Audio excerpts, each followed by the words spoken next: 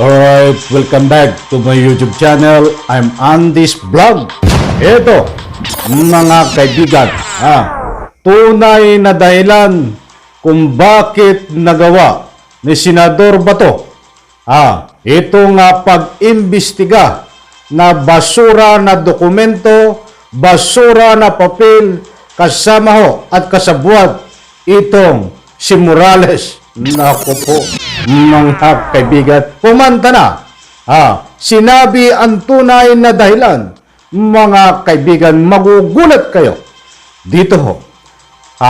Sa mga sinabi na Bato na tunay na dahilan ng pag-iimbestiga niya dito sa kapirasong papel na basura na dokumento.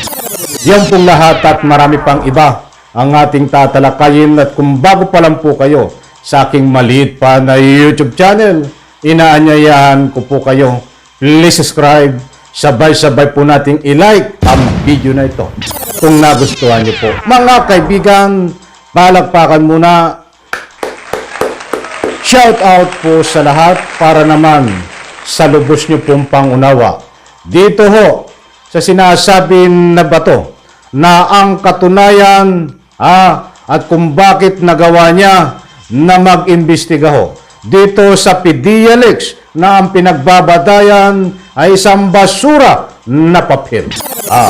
Para lubos niyo pong maunawaan, samahan niyo po akong pakinggan at panuorin itong mga dahilan ho ni Senador Bato. Maikli lang po ito. Importanteng mahalaga po na malaman po natin ito. Buhat po dito, sa post ni Senador Bato, nakalagay dito, "What sin have I done in order for me to seek an apology?" Mas malaki ang kasalanan ko siguro sa Pangulo kung being the chairman of the Public and Order and Dangerous Drugs. Wala akong ginagawa diyan sa mga impormasyon na yan na hanggat lumaki ng lumaki. Mas lalo siguro akong may kasalanan sa taong bayan kung hinahayaan ko yan na yung security. Classified documents ay palagi nilang nangyayari kung hindi natin imbestigahan. So I don't see any offense. Senator Bato, Tuesday during a press briefing on the recent changes in Senate leadership in the Senate investigation on alleged PDLX. Naku po, matindi itong katuwiran ni Bato na ito. Uulitin ko yon. Mas malaki ang kasalanan ko siguro sa Pangulo kung being the chairman of the Public and Order and Dangerous Drugs. Wala akong ginawa diyan. Ibig sabihin niya ho, kaya pala ginawa ho ni Senador Bato na imbestigahan itong basura na kapirasong papel nang hindi siya magkaroon ho ng kasalanan dito ho sa ating Pangulong Bongbong Marcos. Saba ay matindi. Parang baligtad yata, mga kaibigan. Mas malaki ang kasalanan mo niyan sa ating Pangulong Bongbong Marcos dahil inimbestigahan mo. Ay talagang matindi ang banat mo. Binaligtad mo ang pangyayari, Senador Bato. Yun ay iyang kuro-kuro, gawa-gawaan lamang. Nagpapahayag ka sa iyong mga press conference. Binubuhat mo ang iyong sariling bangko. Naniniwala ka sa iyong mga sinasabi na ikaw lang ang pwedeng maniwala. Hindi po ang taong bayan. Mantakin mo, uulitin ko. Ang sabi niya, mas malaki ang kasalanan ko sa Pangulo kung hindi ko ginanap ang hearing. Ay Diyos mio, mabagin. Ano na ang isip nito si Bato?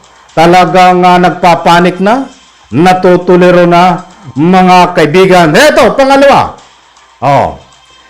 Sasabihin, mas lalo siguro akong may kasalanan sa taong bayan kung hinayaan ko yan na hindi imbestigahan. Ang ibig sabihin niya, Mga kaibigan, gusto ko po kayong tanungin. Kung hindi ba inimbestigahan ang kapirasong papel na dokumentong basura sa PDLX, ay malaki ang kasalanan ni Senador Bato sa inyo. Any comment, any reaction, diyan po sa comment section ay pwede po kayong magbigay ng anumang public opinion. Sapagkat ginagamit ni Senador Bato ang taong bayan. Ay walang kalama-laman taong bayan. Kami at ang mga kasama ko ho. Huwag mong gamitin ang taong bayan, Senador Bato. Gamitin mo na lang ang mga taga-suporta mo na mga DDS. Mga DDS vlogger. Pwede mo sabihin yan. Huwag mong gamitin ang taong bayan. Dahil hindi ka inuutusan ng taong bayan para imbestigahan itong kapirasong papel na ang sinasado dito. Na ang gusto mong ipunto ay patunayan mo na gumagamit ng pinagbabawal na gamot noon itong ating kasalukuyang Pangulo na si Bongbong Marcos. Yan ang gusto mong palabasin Kaya gumagawa ka ng anumang senaryo. Ulit ko, gamitin mo ang iyong taga-suporta, ang mga DDS vlogger. Huwag mong sabihin na malaki ang kasalanan ko sa taong bayan kung hindi mo inimbestigahan. Baliktad ang nangyari. Mas malaki ang kasalanan mo sa taong bayan. Hindi kasama ang iyong taga-suporta ng mga DDS. Sapagkat inimbestigahan mo. Yan po ang kasalanan mo sa taong bayan. Hindi kasalanan mo sa taong bayan na hindi imbestigahan yan. Matutuwa po kaming taong bayan na hindi mo inimbestigahan ang kapirasong papel na basura. Yan ang gusto kong ipunto. Ba't lumalabas sa iyo? Ay binaliktad mo ang pangyayari. Yan ang galing mong gumawa ng drama. Senador Bato.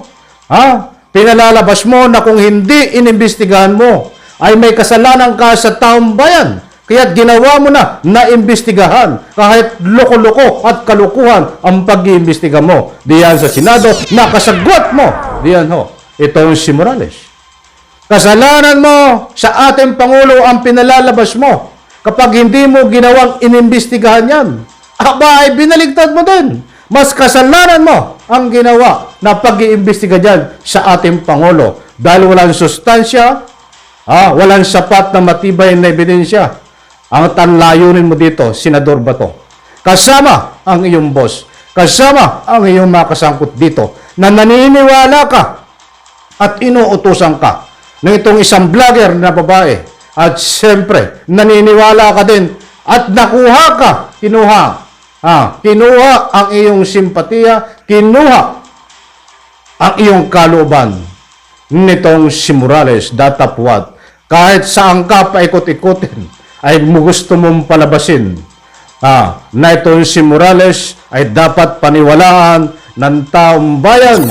Yan ang gusto mong palabasin na hindi po mangyayari yan. Ikaw lang ang naniniwala, Senador Bato, at iyong tagasunod dito kay Morales at dito sa vlogger na iyong boss. At siyempre, kami taong bayan ay sinusuka ang ginagawa mo. Diyan sa institusyon ng Senado na pinaglalaruan mo. Mantakin mo? Gagamitin mo ang taong bayan? Malaking kasalanan sa taong bayan? Kapag hindi mo inimbestigahan, baka nananaginip ka ng gising, Senador Bato. Wala kaming kaalam-alam diyan. Ang gusto namin ay itigil mo yan.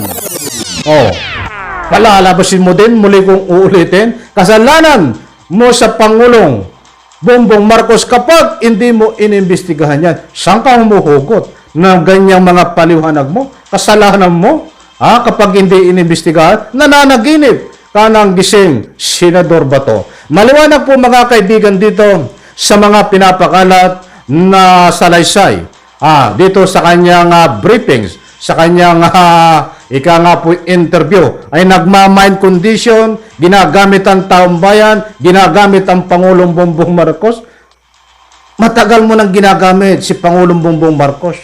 Ngayon, ginagamit mong muli sa salitang baka magalit at baka kasalanan mo kapag hindi inimbestigahan. Saan ka humuhugot ng kapalang apog mo? Senador, Bongbong, ika nga Senador Bato. Mantakin mo. Hindi ko lubos maisip, sasabihin mong magagalit ang ating Pangulong Bongbong Marcos kapag hindi siya inimbestigahan. Parang baliktad ata. Isipin niyo mga kaibigan, muli kong ulitin, magagalit ang ating Pangulong Bongbong Marcos kapag hindi siya inimbestigahan sa PDLX. Tama ba yung sinasabi ni Bato? Diyos ko po, Rode, na naginip ito ng gising. Ito ang tunay din na bangag, mga kaibigan. Okay, yan po muna ating latest update. At magbibigay po ako sa inyo ng may init pa na ika nga po'y kaganapan sa ating Republika ng Pilipinas. Maraming salamat. Diyan po sa comment section. Huwag po kayong matakot magbigay ng anumang public opinion. Isang like lang po sa video na ito. Bye-bye. Palakpakan.